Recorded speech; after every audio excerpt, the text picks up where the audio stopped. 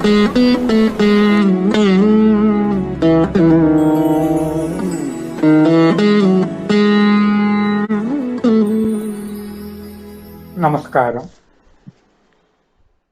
ജീവിതത്തിൽ നിസ്സാരമാണ് എന്ന് പറയുന്ന ചില കാര്യങ്ങൾ എപ്പോഴും ഹൃദയത്തിൽ സ്ഥാനം പിടിക്കുന്നതായിരിക്കും. മറ്റുള്ളവർ കേൾക്കുമ്പോൾ ഇതൊരു നിസ്സാര കാര്യമല്ലേ, ഇത്ര പറയാനുണ്ടോ തോന്നും.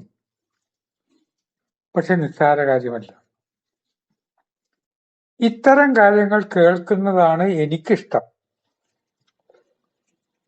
അതുകൊണ്ട് ആരെങ്കിലും എവിടെയെങ്കിലൊക്കെ യാത്രയൊക്കെ പോയാൽ, നമുക്ക് പരിചയമുള്ള സ്ഥലത്താണെങ്കിൽ ശരി, ഈ വ്യക്തിയുടെ അനുഭവം പറയുമ്പോൾ അയാളുടേതായിട്ടുള്ള ഒരു പ്രത്യേകത അതിൽ ഉണ്ടാകും. എന്റെ ജീവിതത്തിലെ പ്രധാന അനുഭവങ്ങളൊക്കെ മാസം മാസം മൂകാംബികയിൽ പോകുന്നുണ്ട്. മൂകാംബികയായിട്ട് ബന്ധപ്പെട്ടായിരിക്കും. പലവരെയും കാണുന്നത് അവിടെ വെച്ചിട്ടാണ്. അവിടുത്തെ സരസ്വതി മണ്ഡപത്തിലും സൗപർണിക തീരത്തിലും ഒക്കെ പലവരും അവിടെയൊക്കെ വെച്ച് കാണും. ധ്യാനരചയിതാവ് ശ്രീകുമാരൻ തമ്പി, അദ്ദേഹത്തെ ഇടയ്ക്കിടയ്ക്ക് അവിടെ വെച്ച് കാണും. ഞങ്ങൾ തമ്മിലുള്ള കുറെ നടന്നൊരു കുറെ അനുഭവമൊക്കെ ഉണ്ട്. പിന്നീട് അദ്ദേഹത്തെ കണ്ടപ്പോൾ ചോദിച്ചു, ഉപ്പ അങ്ങനെ പണ്ടത്തെ മാതിരിക്ക് യാത്ര ചെയ്യാൻ വയ്യ, അതുകൊണ്ട് വരാറില്ല എന്ന് പറഞ്ഞു. രാത്രി കൂടെ വന്ന ഫാമിലീസ് ഒക്കെ ആ മുറിയിലൊക്കെ കിടന്നു കഴിഞ്ഞാൽ ഞാൻ അവിടെ നിന്ന് പുറത്തേക്ക് ഇറങ്ങും ഒരു 10 മണിക്ക്. എന്നിട്ട് ആ അമ്പലത്തിന്റെ പരിസരം ഒന്ന് നടന്ന് കാണുന്ന ഒരു രസമാണ് അത് കാണുന്നത്. അമ്പലത്തിന് മുമ്പിൽ അപ്പം അധികം ആളുണ്ടാവില്ല. അലഞ്ഞു തിരിയുന്ന പശുക്കൾ ഒരിടത്ത് കിടക്കുന്നുണ്ടാവും.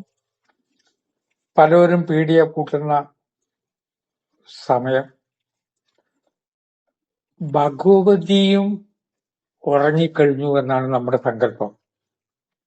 ഇതാണ് സനാതനാമ്പത്തിന്റെ പ്രത്യേകത. ഇനി അവിടെ വേണ്ടാക്കരുത്, ഭഗവതി ഉറങ്ങിക്കഴിഞ്ഞിരിക്കുന്നു. അതോ ആ ഭഗവതിയെ ഉറക്കലൊക്കെ ഉണ്ടല്ലോ, വല്ലാത്ത ഉറക്കലാണ്. അത് കർണാടകത്തിലൊക്കെ പ്രത്യേകം ശ്രദ്ധിക്കണം. ഉടുപ്പിയിലാണെങ്കിൽ ശരി, അവസാനം ആ ഉറങ്ങുന്ന കുട്ടിയെ എടുത്തിട്ട് അത് കൊണ്ടുപോയിട്ട് കുട്ടീനെ ഉണരുന്നതിൽ കിടത്തണ്ടേ.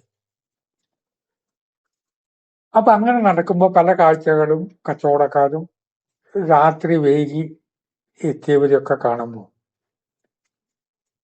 അമ്പലത്തിന്റെ അവിടുന്ന് മൂകാംബിക ബസ് സ്റ്റാൻഡിന്റെ അവിടേക്ക് ആ റൂട്ട് കൂടെയാണ് അധികവും നടക്കുക. അപ്പൊ കുറെ അങ്ങോട്ട് എത്തുമ്പോൾ നോക്കുമ്പോ അമ്പലത്തിൽ കൊടജാദ്രിയും കാണാം, രാത്രിയിലെ കൊടജാദ്രിയും കാണാം.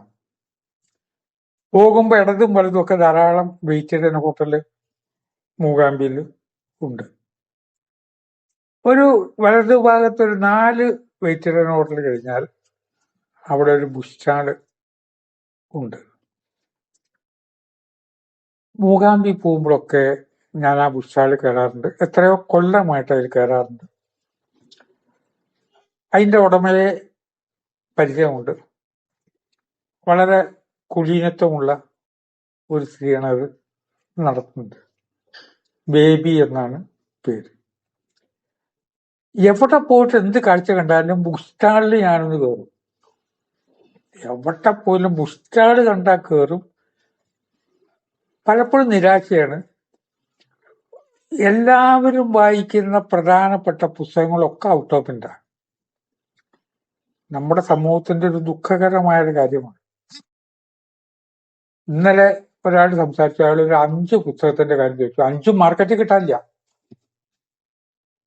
ഏറ്റവും അധികം വായനക്കാർ അന്വേഷിക്കുന്നത്. അതിന് പകരം വേണ്ടപ്പെട്ടവരുടെയും അച്ചടിച്ചു കൊടുത്തവരുടെയും പുസ്തകം വിൽക്കുമ്പോൾ എന്താ വെച്ചാൽ, അപരിചിതരായ ആളുകള് ഒരു പരിചയവുമില്ലാത്ത ടൈറ്റിൽ കാണുമ്പോൾ അവിടെ നോക്കിയിട്ട് കാര്യമില്ല. എല്ലാം എടുത്ത് വായിക്കേണ്ട പ്രധാന പുസ്തകം ഉണ്ടോ ചോദിക്കുമ്പോൾ അത് ഇവിടെ ഇല്ല. കൂടുതൽ പറയട്ടെ, എന്റെ പുസ്തകങ്ങൾ പലതും ഔട്ട് ഓഫ് പ്രിന്റാണ്. പലരും ചോദിക്കും, ഇന്ന പുസ്തകം എവിടെ കിട്ടുക? അതിറങ്ങിയിട്ട് 6 മാസമുള്ള പുസ്തകത്തിന്റെ ഫസ്റ്റ് എഡീഷൻ കഴിഞ്ഞാൽ പിന്നെ അത് രണ്ടാം കളിക്കലില്ല. അപ്പൊ രാത്രി ഒരു 10:30 മണിയോളാകുമ്പോ ഈ ബുസ്റ്റാള് അടച്ചിട്ടില്ല. ഞാൻ അങ്ങോട്ട് പതിവ് പോലെ കേറുമ്പോ ആ ബേബി തടഞ്ഞു. ചെരുപ്പിട്ട് കയറരുത്, ചെരുപ്പ് പുറത്തു വെക്കാമോ. അപ്പോ ചിന്തിക്കേണ്ട ഒരു കാര്യം, ചെരുപ്പിട്ട് അവിടെ ഞാൻ പലപ്പോഴും പോയിട്ടുണ്ടല്ലോ. അല്ലാതെ ബുസ്റ്റാളിൽ കയറുമ്പോ എന്താ ദേവാലയം?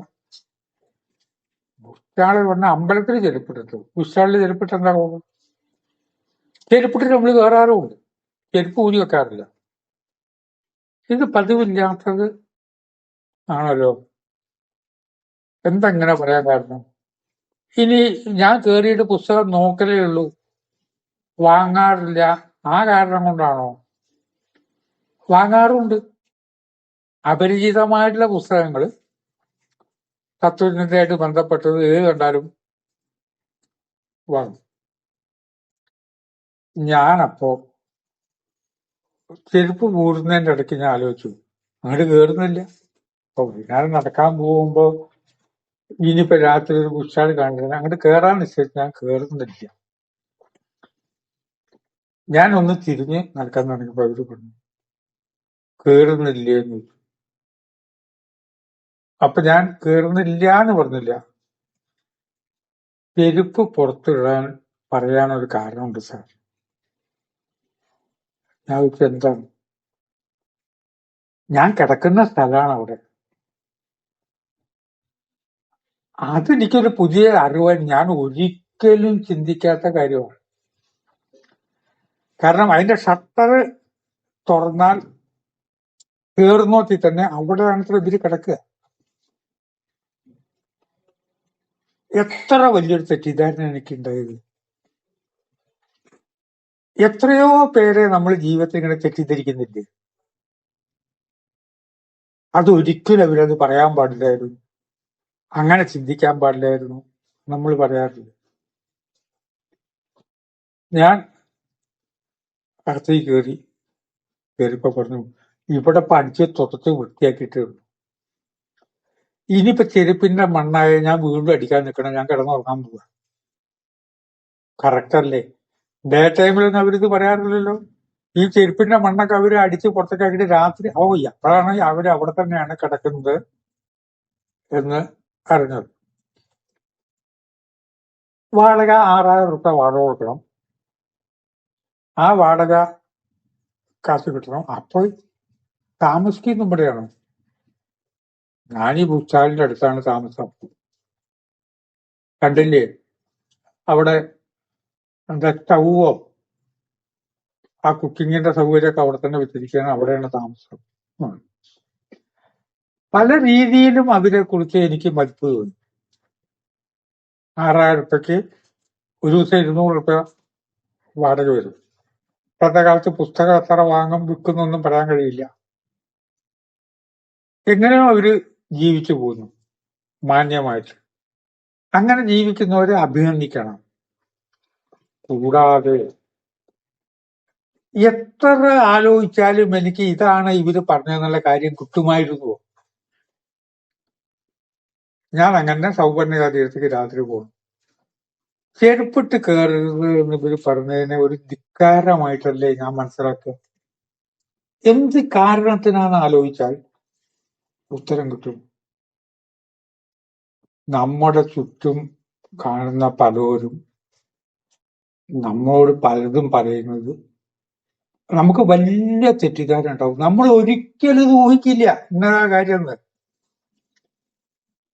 അവിടെ ഇരിക്കേണ്ട, അവിടെ ഇരുന്നോളൂ എന്നാണ് പറഞ്ഞാൽ എന്താ അവിടെ ഇരുന്നാൽ ഇത് നമ്മുടെ മനസ്സ് പറയും.